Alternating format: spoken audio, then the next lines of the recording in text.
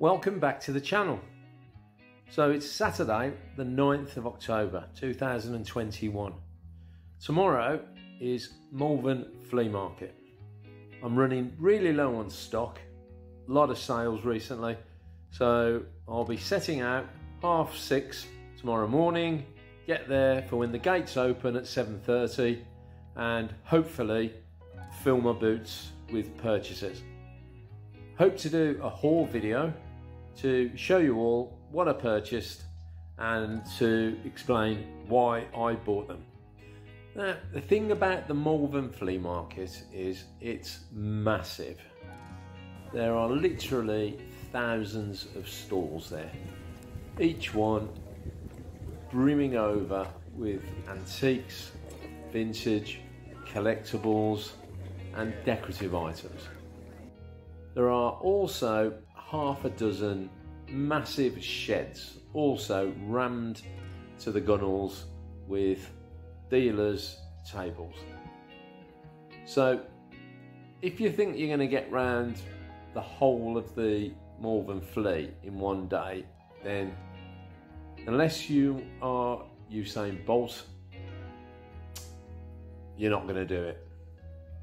Even if you get there for 7:30 when the gates open, you're not going to be able to sensibly look at every single stall that's there. So you have to go to some extent with a plan. A plan of whether you're going to go into the sheds first or you're going to start with the outdoor stalls. You also want to think before you go, if you're buying to resell, about what you're going to buy. And again, have a plan. I'll be looking for copper planters, stalls of all descriptions, and decorative functional items, because that seems to me that's what's selling at the moment. So armed with that plan and a wallet full of cash, of course, although there is a cash point there,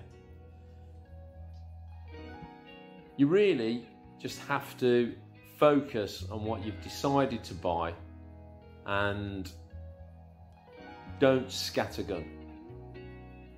Also, try and park as near to the gates as you can, because potentially you could be a long way away from the actual field for when you want to do your runs back to the van to deposit the stock you bought.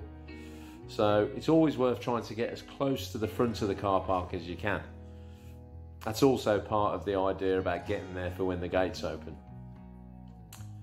So here I am the night before, revealing my plan. And I think it'll be quite interesting to see whether or not I carry it through and actually pick up any of the items I'm specifically targeting. There will always be the odd wild card thrown in there that you just can't walk past. That's to be expected. But I think it's sensible to have a plan just because of the sheer size of the market. If you've been there, you'll know what I'm talking about. But of course, only time will tell. And here's a sneak preview of what I bought.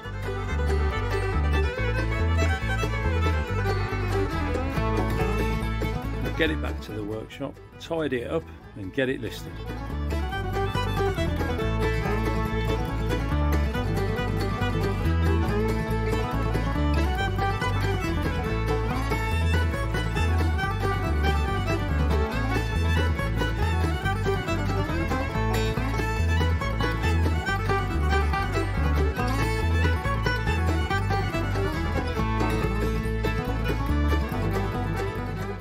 Hi everyone and welcome back to the channel.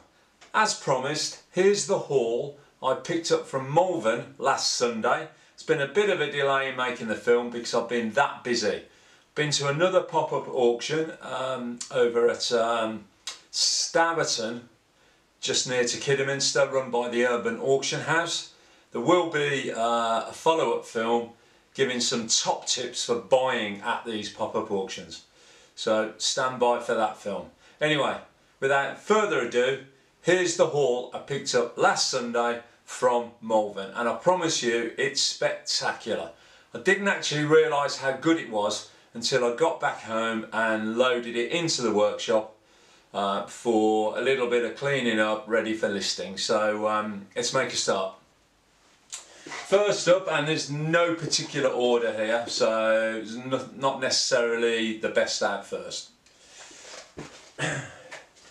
We have a small functional oak stool. Post-war, probably the 1950s or 60s. Nothing much to it. Used as a stool or a pot stand. If you can pick pot stands up, buy them because they're flying out at the moment. People love them. So I highly recommend, if you see any pot stools or small pot stands, sorry, or small stools, buy them, get them listed, and they will sell. I'll be listing this for approximately £30. Next up, I'll try and vary it a little bit. Wouldn't be Vintage Freak without a duck, and I've got a few ducks to show you. This is a primitive, hand-painted, probably, could well be American, hardwood decoy duck. It's not a real decoy duck, it's not signed on the bottom. It's always really important to look for signatures. It is a decorative piece, and I will be listing this for £20 to £25. Very nicely painted. It doesn't have glass eyes, that's another important thing to look out for, increases the value. But it's just a lovely decorative item.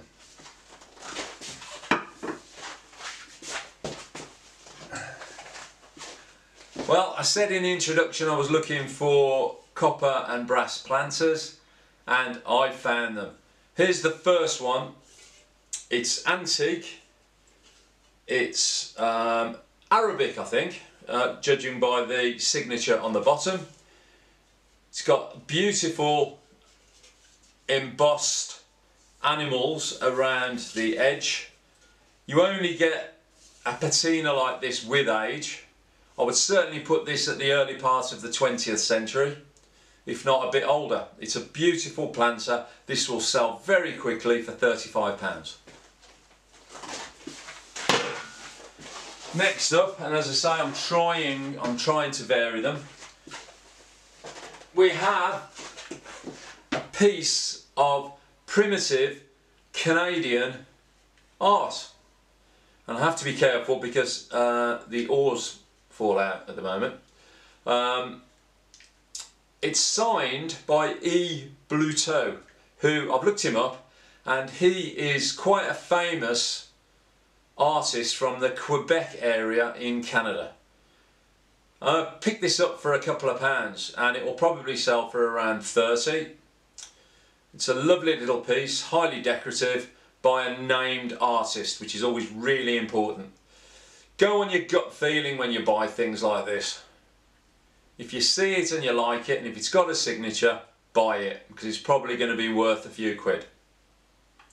So, two people's straw hats in a canoe. Next up, we have another small item. It's a perpetual calendar. It's 3 blocks set in a base. One block has the months, the other 2 blocks have the day numbers, and you just keep rotating them. Oak, 1950s, I would imagine, probably worth about £15. Next up we have a lovely hand-carved pot stand. Now I know it's hand-carved because it's not a moulding, it's too deep I think to be a moulding, but also there are very slight differences in all the details. So it hasn't been done with a machine, in my opinion. It's not that old. It's also an upcycled piece. You've actually got some carving in the back. This would have been a panel, I think, probably Southeast Asian. As I said, pot stands sell incredibly well. It's a hardwood, a tropical hardwood, and I will be selling this, well, I will list it for approximately £45, and I would expect to sell it for between 35 and 45. So a lovely hand-carved pot stand. Next up, always popular, Alsatian dog or a German Shepherd, solid brass, casting, very heavy. Dogs, animals of any description, always popular. Pick this up for a couple of pounds and this will sell, I think this will sell £15 to £25 in the region of. Nice detail, that's one of the things to look out for, is the casting detail. Sharp features, no damage, no breakage anywhere. Just overall a lovely collector's piece for someone who loves their Alsatians or German Shepherds. Bit different for me now. Now, I bought this because I was walking back to the van at the end of the day at Malvern and the dealer was shouting everything £1. And I picked up this lovely little crystal cruet set, salt, pepper and a mustard.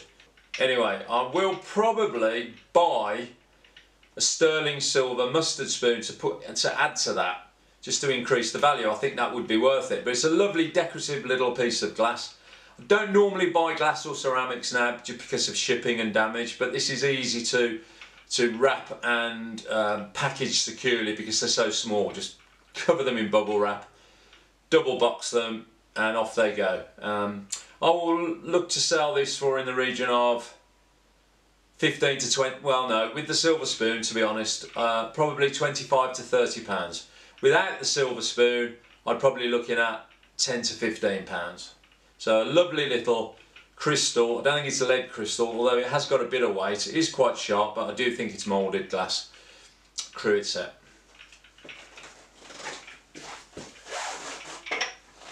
Okay, moving on swiftly. Another pot stand, basic 1930s oak, glued and pinned. It's not jointed, so it's not a particularly high value one. I would be selling this for around 20 to 25 pounds. Not a lot to say, very functional, not that decorative, but if you're into minimalism, it's easy for me to say, that's a lovely little pot stand, and they fly out.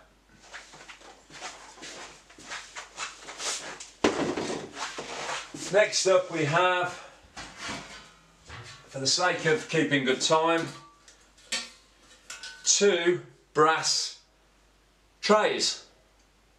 The one has had a hook soldered so it could be hung on the wall, and the other one, well no, that is purely a functional tray. They're both Indian, Southeast Asian in origin. Hopefully the light's not catching on this and blinding you. They're well made, but 20th century, they're not antique. Timeline Auctions have had a look at that one and they've confirmed it is 20th century. No huge value, approximately 30 to 35 pound listing price, and I would hope to sell them for around the 30 pound. That's probably the better one, although that is more decorative. Again, they're good sellers. They normally sell within a week or so of listing them. So if you see them around, pick them up and get them listed.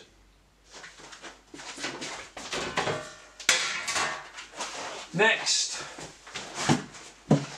now this fulfills all of the vintage freak criteria: affordable, decorative, functional. It's a coopered or bent wood bin with a nice, well, very nice fabric covering. As I say, it is wood, it's got a bit of age. The dealer I bought it off assured me it was approximately at least 30 years old, so that put it back to roughly the 80s. Only paid a couple of pounds for it. and I will be listing this for 20 to 25. Hope to get £20. Not a lot to say about it really. Purely functional item, but why not have it decorative as well? And that's what adds the value to it. Next up we have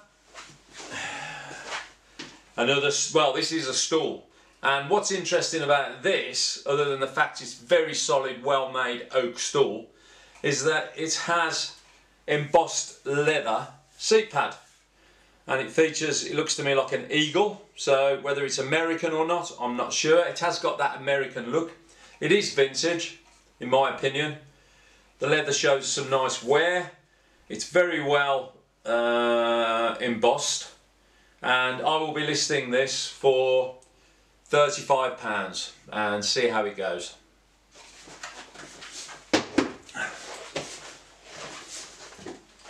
Next up we have another stool, and this is original unrestored condition painter stool. 3 legs, tripod, ebonized with gold or gilt decoration around the rim of the seat. Totally untouched. It was definitely an artist's or painter's stool. There's evidence of the paint, and people try and mock this up badly, in my opinion. This is original, there's no doubt about that. This is original paint residue from either the work of art they were doing or whatever really. And you only get that through age. Lovely item, one of my favourite items I picked up. I will be listing this for £40.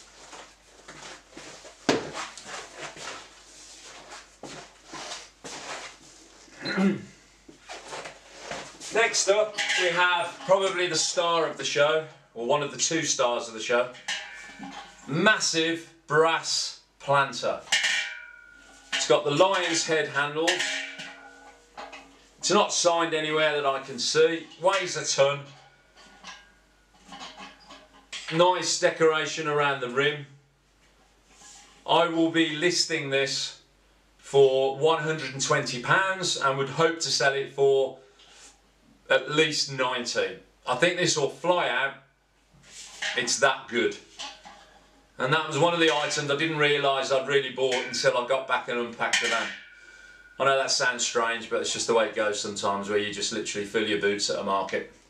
Beautiful piece, love it.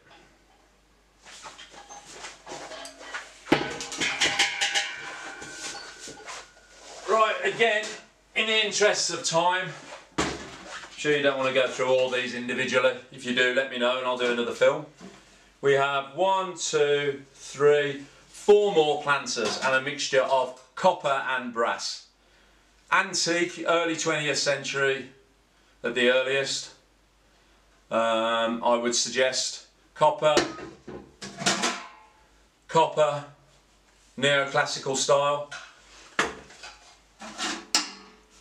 Slightly more modern, nice embossed animal landscape around the edge. Again, got some age. It is stamped on the bottom, looks like a Southeast Asian stamp. And this is actually a copper coal scuttle. People love these for kindling nowadays.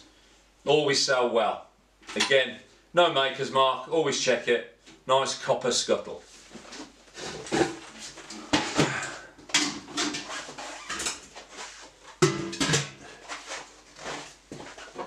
Right, another little group. 3 hand-carved, primitive, decorative decoy ducks. Glass eyes, which adds to the value. No signature, no real age, probably 20 to 30 years at an estimate, I should say. Hand-painted beaks, well done, nice little set. We'll sell them individually. Paid £15 for the 3, and I'll be looking at getting probably £15 to £20 each for these. So nice little set of hand-carved hardwood ducks.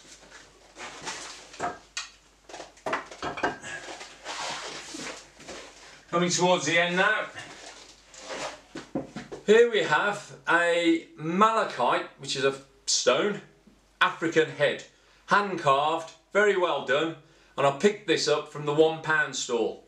So I can't lose on this. No damage, no chips, no signature, old felt base.